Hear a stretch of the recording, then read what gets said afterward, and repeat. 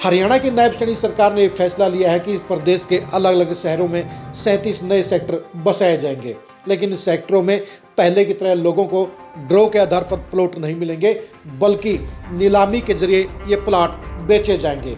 Collector rate से plot की कीमत शुरू होगी और उसके बाद जो शख्स सबसे ज़्यादा बोली लगाएगा उसको प्लाट मिल जाएगा। यानी सरकार प्लाट बेचने के साथ मोटा फायदा कमाने की तैयारी कर रही है। नायब सैनी सरकार एक साइड तो ऐसे फैसले लेती है, लेकिन दूसरी साइड में हरियाणा के एक शहर के अंदर 100 करोड़ से ज़्यादा की ज़मीन की बंदरबाट कर दी जाती है और 100 करोड़ से ज़्यादा की ज़मीन को महज 13.25 करोड़ रुपए में बेच दिया जाता है, नीलाम कर दिया जाता है। आखिर कौन से शहर में ये गड़बड़ झाला हुआ है, कौन से शहर में 100 करोड़ से ज़्यादा का ये ज़मीन घोटाला हुआ है, ये आज की खरी खरी न्यूज़ में चर्चा करेंगे। नमस्कार, मैं हूं कुलदीप शिरान और आज हम चर्चा करेंगे नायब सैनी की सरकार के सबसे बड़े ज़मीन घोटाले की। कैथल शहर के कुरुक्षेत्र रोड के ऊपर एक सन सिटी प्रोजेक्ट है और इस सन सिटी प्रोजेक्ट में इस समय रेट चल रहे हैं 60,000 से 65,000 वर्ग गज के, यानी ये सबसे महंगी सोसाइटी में शामिल है और कैथल की सबसे वीआईपी कॉलोनी में शामिल है। इस कॉलोनी के साथ में ही एक पुरानी society DC housing cooperative society की लगभग 4 एकड़ ज़मीन है, जिसके ऊपर बरसों से विवाद चल रहा है। लेकिन इस विवाद में सरकार के अधिकारियों ने नीलामी के जरिए एक ऐसा खेला कर दिया है जिससे साफ जाहिर होता है कि इस नीलामी के जरिए 100 करोड़ से ज़्यादा का ज़मीन घोटाला किया जाता है। हम आपको बता दें कि ये ज़मीन घोटाला अफसरों की मिलीभगत से किया जाता है और इस घोटाले के लिए जिम्मेदार लोगों के खिलाफ कोई कार्रवाई नहीं होती है और इस घोटाले को लेकर विपक्षी दलों के बड़े बड़े नेताओं के मुंह भी बंद हैं। कैथल शहर के विधायक भी इस मामले में अभी तक कुछ नहीं बोले हैं, यानी सारे के सारे सिस्टम को एक सिस्टम के तहत ही बांध लिया गया है, एक कमिटमेंट के जरिए और सेटिंग के जरिए ये 100 करोड़ से ज़्यादा का घोटाला कर दिया गया है। हम आपको बता दें कि कैथल के इस एरिया के अंदर कलेक्टर रेट है लगभग 24,000 रुपये गज का, लेकिन आपको ताजुब होगा कि इससे 4 गुना कम यानी 6500 रुपये गज में इस ज़मीन की नीलामी का मिनिमम रेट दायर कर दिया गया। अगर कायदे से कलेक्टर रेट के हिसाब से इस डीसी हाउसिंग सोसाइटी की ज़मीन की नीलामी की जाती तो नीलामी शुरू होती 46 करोड़ से, लेकिन आपको ताजुब होगा कि नीलामी की रकम रखेगी सिर्फ 3 करोड़ 75 लाख रुपए। जाहिर सी बात है कि अफसरों की मिलीभगत के साथ ये काम किया गया, क्योंकि कहीं पर भी कलेक्टर रेट से कम की नीलामी शुरू नहीं की जा सकती और इससे ज़्यादा ही रेट लगते हैं।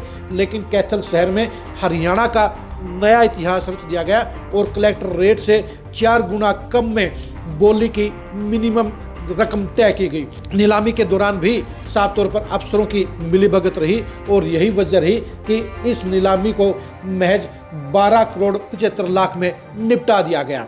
अगर हम बात करें कलेक्टर रेट की तो उसके हिसाब से 100 करोड़ से ज़्यादा की ज़मीन बनती है और अगर हम बात करें मार्केट रेट की तो वो लगभग 150 करोड़ रुपए की ज़मीन बनती है, क्योंकि मार्केट रेट 65,000 रुपये प्रति गज का है।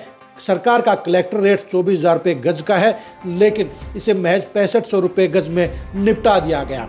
यानी जो ज़मीन लगभग 125 करोड़ रुपए की होनी थी उसे महज 12 करोड़ 75 लाख रुपए में निपटाने का काम कर दिया गया, नीलाम कर दिया गया।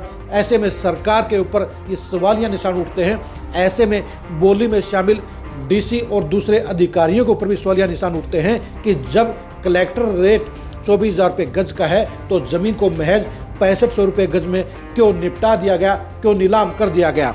सुनने में आ रहा है कि इस नीलामी के खेल से पहले प्लाट खरीदने वाले यानी ज़मीन खरीदने वाले लोगों ने बड़े नेताओं के साथ सेटिंग करने का काम किया और यही वजह है कि इस नीलामी के बाद न तो शहर के कांग्रेस के विधायक आदित्य सुरजेवाला इस घोटाले के बारे में कुछ बोल रहे हैं और ना ही विपक्ष के दूसरे नेता इसके बारे में जुबान खोल रहे हैं। आप खुद ही बताइए, जो आदित्य सुरजेवाला सदन के अंदर छोटे छोटे मामलों को भी उठाने का काम करते हैं, प्रदेश की बेरोजगारी की बात को, प्रदेश के पोल्यूशन के मामले को लेकर और दूसरी चीज़ों को लेकर वो लगातार गरजते रहते हैं, लेकिन अपने ही शहर में 100 करोड़ रुपए से ज़्यादा के ज़मीन घोटाले को लेकर वो क्यों जुबान बंद कर गए, ये सबके सवालों के जहन में है। यानी सब लोग पूछ रहे हैं कि आखिर क्या बात है कि इस घोटाले के खिलाफ कोई भी पार्टी नहीं बोल रही है, क्योंकि सत्ता पक्ष के लोग तो इसलिए नहीं बोल रहे हैं क्योंकि बताया जाता है कि इस मामले में चंडीगढ़ के एक बड़े नेता का हाथ है, एक बड़े नेता का आशीर्वाद है, और इसलिए इस जमीन घोटाले को आराम से अंजाम दे दिया गया। यानी जो जमीन लगभग 120 करोड़ रुपए में मार्केट रेट में बिक जानी थी, उस जमीन को महज 12 करोड़ 75 लाख रुपए में निपटाने का काम कर दिया गया।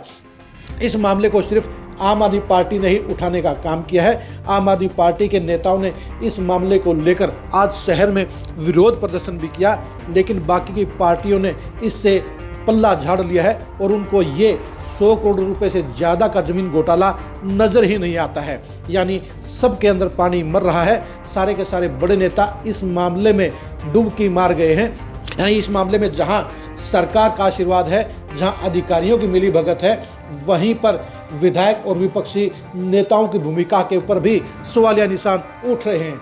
आखिर क्या वजह है कि 100 करोड़ से ज़्यादा की ज़मीन को महज 12 करोड़ 75 लाख रुपए में निपटा दिया गया। यानी सरकार के ऊपर के सिस्टम से ही इस ज़मीन घोटाले को हरी झंडी मिली। उसके बाद जिले के अधिकारियों ने इस घोटाले को पूरा करने के लिए अपनी जिम्मेदारी को बखूबी निभाने का काम किया और इस घोटाले को दबाए रखने के लिए विपक्षी नेताओं ने चुप्पी साधने का काम किया। अब आप ही बताइए, एक तरफ तो जहां नायब श्रेणी की सरकार आम जनता को ड्रा के आधार पर प्लाट देने से इनकार करती है, वहीं पर कैथल में कलेक्टर रेट से भी कम के दाम के ऊपर वो 1 करोड़ रुपए की जमीन को बंदरबाट के जरिए बेच देती है, सेटिंग के जरिए बेच देती है। इसे कथनी और करनी का बड़ा अंतर कहा जाएगा। और यह भी कहा जाएगा कि नायब श्रेणी की सरकार में घोटालों को लेकर, करप्शन को लेकर जहां जीरो टॉलरेंस की बात की जाती है, वहीं पर कुछ चुनिंदा मामलों में मिली भगत करके उसे छूट भी दे दी जाती है। आप कैथल के इस जमीन घोटाले के बारे में क्या कहेंगे, कमेंट करके जरूर बताइए। क्या प्रदेश में और कहीं भी इस तरह का जमीन घोटाला हुआ है तो उसके बारे में हमें आप जरूर बताइए। आप हमारे फेसबुक पेज को फॉलो कीजिए, आप हमारे यूट्यूब चैनल को सब्सक्राइब कीजिए। नमस्कार।